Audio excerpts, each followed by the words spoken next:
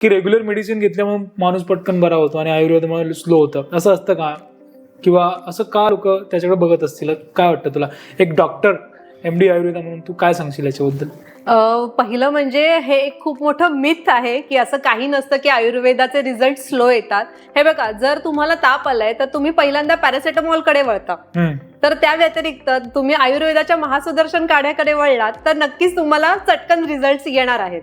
फक्त तिथे योग्य डॉक्टरकडे जाणं गरजेचं आहे. आजकाल आयुर्वेद म्हणजे आजीबाईचा बटवा झालाय. घरगुती काहीतरी घेतलं म्हणजे आयुर्वेद असं नाहीये.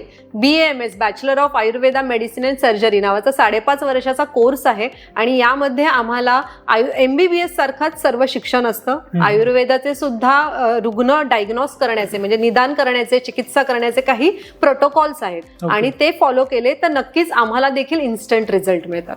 ग्रेट. म्हणजे असं काही नाहीये, हे मिथ आहे येस, की आयुर्वेदामुळे लोक बरी होतात पण स्लो रिझल्ट वगैरे देतात, असं काही नाहीये. Yes, definitely. तुम्ही पहिल्या दिवशी आयुर्वेदाकडे आलात ताप आल्यानंतर तर नक्कीच आम्ही तुम्हाला रिझल्ट देऊ. ग्रेट. सो समजून घ्या पुढे. आणि आयुर्वेदाने मला वाटते लोकांच्या हेल्थवर जे इफेक्ट होतात, जे बॅड इफेक्ट्स असतात, ते पण होण्याचे चान्सेस खूप कमी असतात. खूप कमी असतात. ऑलमोस्ट नील चान्सेस आहेत. फक्त गरज आहे की ऑथेंटिक आयुर्वेदिक डॉक्टरकडे जाणं. घरगुती प्रयोग म्हणजे आयुर्वेद नाही.